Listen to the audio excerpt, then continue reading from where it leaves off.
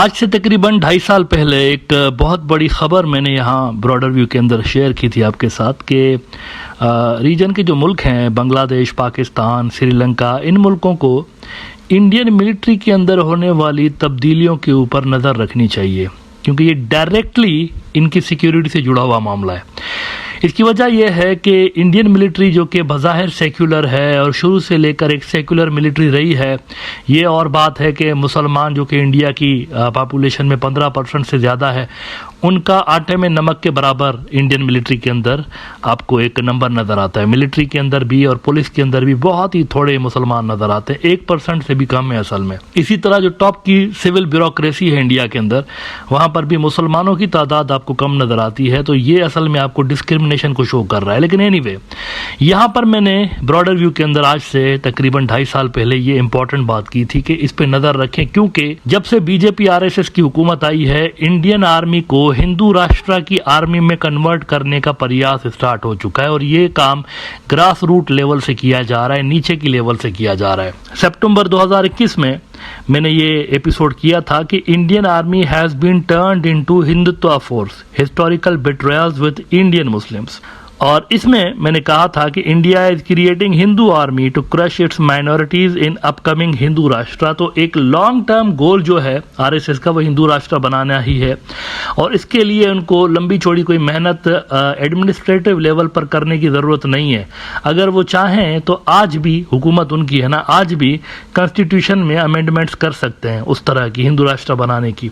लेकिन मोहन भागवत जो कि आरएसएस का चीफ है, वो ऑन द रिकॉर्ड कई बार कह चुका है कि हिंदू राष्ट्र हम तब तक नहीं बना सकते जब तक सोसाइटी के अंदर हम हिंदू बरादरी जो इंडिया की है उनका जहन इसके लिए बदल ना दें। दूसरे लफ्जों में ये कि जब तक इंडियन सोसाइटी में सेक्युलर लोगों की तादाद ज़्यादा है और जो इंक्लूसिव सोच के हामिल लोग हैं, जो चाहते हैं कि सबको साथ में लेकर चलें, जब तक ये लोग ज़्यादा हैं हिंदू राष्ट्र नहीं बन सकता, क्योंकि अंदर से रेजिस्टेंस आएगी। तो ये काफ़ी अरसे से लेकर 2014 से बेसिकली नैरेटिव बिल्डिंग पे ही काम कर रहे हैं। गोदी मीडिया को टोटली हाईजैक कर देना भी इन्हीं कोशिशों का हिस्सा है। लेकिन इसके साथ साथ जब वो सोसाइटी के अंदर ये काम कर रहे हैं कि हिंदू राष्ट्र की एक्सेप्टेबिलिटी पैदा करने की कोशिश कर रहे हैं, तो साथ साथ इंडियन आर्मी के ऊपर भी काम कर रहे हैं कि वहाँ पर हिंदुत्ववादी जो सोच है उसको प्रमोट किया जा सके। अब इस हवाले से अग्निवीर जो एक स्कीम इन्होंने रिसेंटली लॉन्च की थी, इसके लिए मैंने कहा था कि ये बेसिकली आरएसएस को मैन पावर देने की एक स्कीम है और इसमें जो अक्सर तादाद आपको अग्निवीर बनते हुए नजर आते हैं, क्योंकि इसके अंदर कोई पेंशन नहीं है, छोटा सा टेन्यूअर होता है 2-3 साल 4 साल का, उसके बाद रिटायर हो जाता है बंदा और पेंशन भी नहीं होती, सिर्फ उसको सैलरी मिलती है।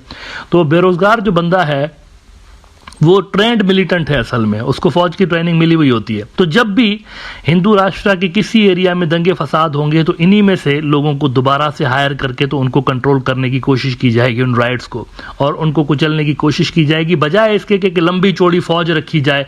क्योंकि जब हिंदू राष्ट्र बनेगा तो अंदर से रेजिस्टेंस शदीद आएगी उसमें। इंडिया के अंदर जो माइनॉरिटीज रहती हैं वो बहुत ज़्यादा यहाँ पर रेजिस्ट करेंगी। उनको क्रश करने के लिए या तो लंबी फोर्स चाहिए, वो इंडिया अफोर्ड नहीं कर सकता, बिल बहुत ज़्यादा बढ़ जाएगा सैलरीज का और इनका। दूसरा हल ये होगा कि टेम्पररली जहां जहां पर ज्यादा दंगा फसाद हो जिस एरिया में, तो वहां पर टेम्पररली अग्निवीरों में से ही किसी को उठा के तो वहां डिप्लॉय कर दिया जाए। ये भी एक सोल्यूशन है। तो ये इस हिसाब से डिजाइन किया जा रहा है। लेकिन इसके अलावा भी एक और भी काम जो मेन इंडिया की आर्मी है उसके अंदर किया जा रहा है, और वो ये किया जा रहा है कि ग्रास रूट लेवल पर जब बंदा शामिल होता है ना इंडिया की आर्मी में, तो 20% इंडियन नेवी और इंडियन आर्मी में ऐसे लोग होते हैं, ऐसे ऑफिसर्स और जवान होते हैं 20%, जो कि सैनिक स्कूलों से पढ़ के आते हैं। इंडिया के अंदर कुछ सैनिक स्कूल्स हैं, वहां से 20% इंडिया की फौजें और इंडिया की नेवी जो है, नेवी और आर्मी इनके लोग 20% वहां से निकल के आते हैं उन स्कूलों से। अब बीजेपी क्या कर रही है पिछले 2-3 साल से लेकर कि इन सैनिक स्कूलों को दे रही है, हैंड ओवर कर रही है बेसिकली वो आरएसएस को।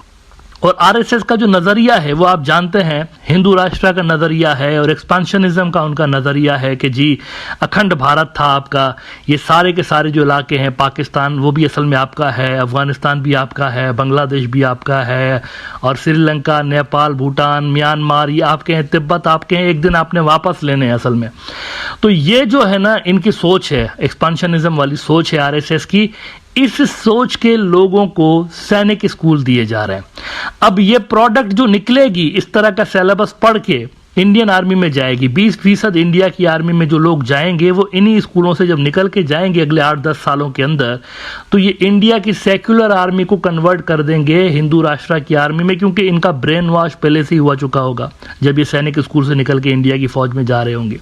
तो ये एक बहुत बड़ी कार्रवाई वहां पर खामोशी के साथ डाली जा रही है और ये बड़ी अफसोस की बात है। इस पे शायद इंडिया में बहुत सारे लोग आपको बात करते हुए नजर ना आए, लेकिन आज मैं आपको बता रहा हूं, हो सकता है 3-4 सालों के बाद यहीं पे बैठ के जब इस तरह के वाकयात इंडिया के अंदर हो रहे हों कि फौज ही लोगों से लड़ रही हो हिंदू मुस्लिम के नाम पे, तो हम यहां पर बैठ के हो सकता है कि यही बातें कर रहे हों। स्क्रोल के अंदर खबर लगी है, इंडिया का बड़ा न्यूज आउटलेट है कि centre awarded agreements to run 40 Sainik schools to RSS Hindutva groups report.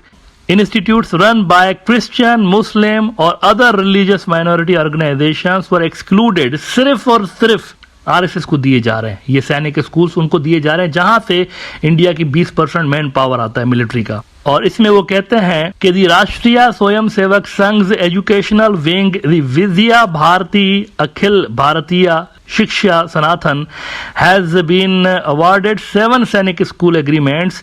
The Vidya Bharati Akhil Bharatiya Shiksha Sanatan's website says that it wants to build a younger generation which is committed to Hindutva and infused with patriotic fervor. अब इन स्कूलों में लोगों को पढ़ाया जाएगा, ये तो पढ़ाया जाएगा ना हिंदुत्व और ये सारा, साथ ये भी पढ़ाया जाएगा कि नथु गोडसे जो दहशतगर्द था जिसने गांधी साहब को कत्ल किया था वो बड़ा हीरो था और गांधी तो गद्दार था। ये चीजें उनको पढ़ाई जाएंगी इन स्कूलों में और इस तरह की प्रोडक्ट फौज के अंदर जाएगी और ये बंदे जो हैं फिर इंडिया की फौज को रिप्रेजेंट करेंगे। इंडिया की फौज का ये हाल होने जा रहा है। एक जमाने में कहा जाता था ये सेक्युलर फौज है, लेकिन अब ये हो गया, ऑलरेडी वो पॉलिटिसाइज तो हो गई है।